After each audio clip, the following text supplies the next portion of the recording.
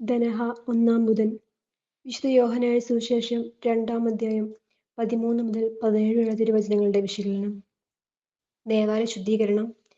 യോഹന്നാന്റെ സുവിശേഷത്തിൽ പരസ്യജീവിതത്തിന്റെ ആരംഭത്തിലും സമാന്തര സുവിശേഷങ്ങളിൽ അവസാനത്തിലും രേഖപ്പെടുത്തിയിട്ടുള്ള ഒരു ഭാഗമായാണ് ദേവാലയ ശുദ്ധീകരണം. മത്തായിയുടെ സുവിശേഷം 21 മർക്കോസിന്റെ സുവിശേഷം 11 ലൂക്കായുടെ സുവിശേഷം 19. ഇതിനാൽ പ്രധാന പുരോഹിതന്മാരും നിയമജ്ഞരും അവനെ നശിപ്പിക്കാൻ തീരുമാനിച്ചു.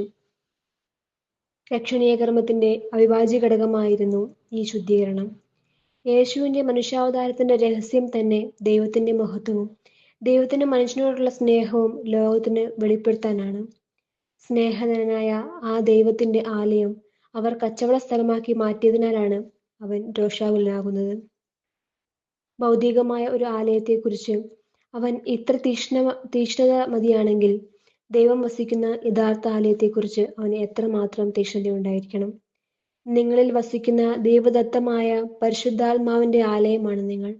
കാരണം നിങ്ങൾ അവന്റെ രക്തത്താൽ വിലയ്ക്ക് വാങ്ങപ്പെട്ടവരാണ്. ആകയാൽ നിങ്ങളുടെ ശരീരത്തിൽ നിങ്ങൾ ദൈവത്തെ മഹത്വപ്പെടുത്തുവിൻ എന്നാണല്ലോ ഇന്നത്തെ ലേഖനത്തിൽ നാം വായിക്കുന്നത്.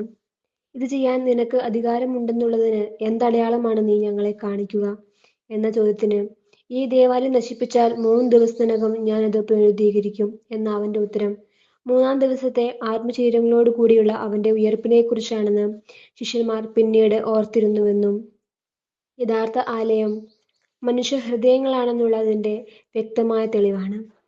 മനുഷ്യന്റെ ആത്മരക്ഷയാണ് തന്റെ സുവിശേഷത്തിന്റെ കാതലായ ചിന്തയെന്ന് തെളിയിക്കാനാണ് പ്രതീകാത്മകമായി പരസ്യജീവിതത്തിന്റെ ആരംഭത്തിൽ തന്നെ ദേവാലയ ശുദ്ധീകരണ സംഭവം യോഹന്നാൻ രേഖപ്പെടുത്തുന്നത്.